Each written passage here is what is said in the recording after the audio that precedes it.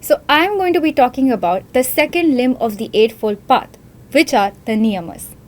These appear in verse number 32 of chapter 2 of Patanjali's Yoga Sutra. Now in the word Niyama, Ni means inward or within. So the Niyamas encourage us to look inward.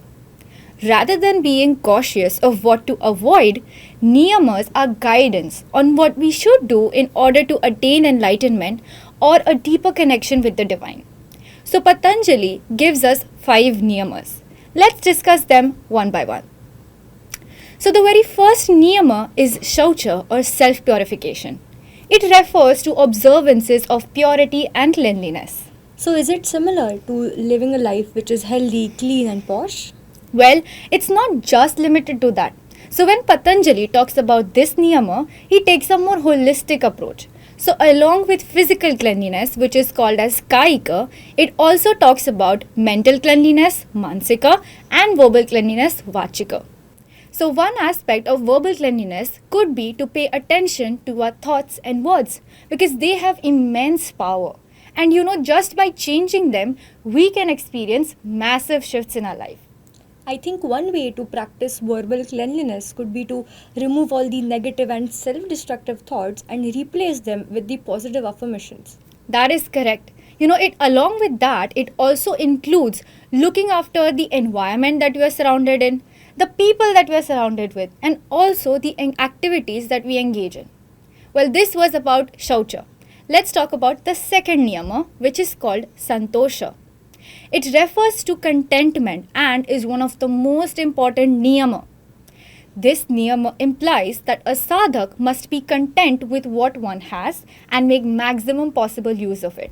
Oh, this is very similar to the concept of minimalism, which is hyped these days. Absolutely. And it also involves a sense of gratitude for what we have and the moment that we are in. It is about accepting the present moment and learning how to deal with it. By cultivating contentment, you let go of wishing things to be different. You become more appreciative of the blessings that you have in your life right now. And you know what? As a result, it helps us to curb the tendency of greediness, of the desire of wanting more in life. A great way to practice santosha could be practicing daily gratitude. So the third niyama is tapa or self-discipline. Tapa literally means fire or to burn. It refers to the internal fire or the light within us. It is the drive that pushes us to do things that are good for us, but we don't actually feel like doing them. I can actually relate to it. These days people talk about self care. What exactly is self care? It is nothing but self discipline. At times we know that there are certain things which are good for us, but we may not be motivated to do them all the time. For example, exercising. We all know that exercising is good for our health, but we may not be motivated to do it. So, in such situations, when we push ourselves out of the lethargy, aren't we practicing self discipline? Yes, that's exactly what tapa is about. It also involves complete control of sense organs and the mind. This enables the sadhak to bear the extremities of life. So let us talk about the fourth niyama, which is swadhyaya or self-study. It involves the independent study of scriptural texts and also refers to introspection. So the word swadhyaya can be broken down into swa, which means self, dhya means meditation, and ya implies action.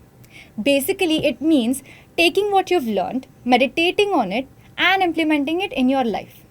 You talked about introspection. Can you elaborate on that? Yes.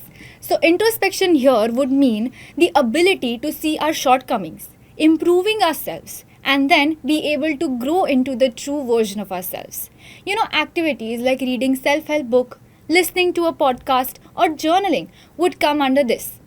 And wouldn't you agree that understanding our true selves will help us to gain a sense of direction in life and purpose? So the fifth and last niyama is Ishwara Pranidhana. It means self-surrender. It is often translated as surrendering to God. So Ishvara means highest divine and Pranidhana means connected. So this is about the constant connection, the awareness that God is always present in our life. I would like to look at it as accepting that there exists some higher power and it is training us to keep our ego aside and to look beyond ourselves. I think that's really insightful. What I feel is that instead of just remembering God when we have a problem, we should be constantly connected to Him. This constant connection helps us to bring closer to God. We have this habit of always seeking for a solution, but instead, what we could do is seek for clarity, right path, or guidance from God. And in this way, He would act as a guiding lamp for all of us. In conclusion, I believe that Niyamas guide our day to day choices.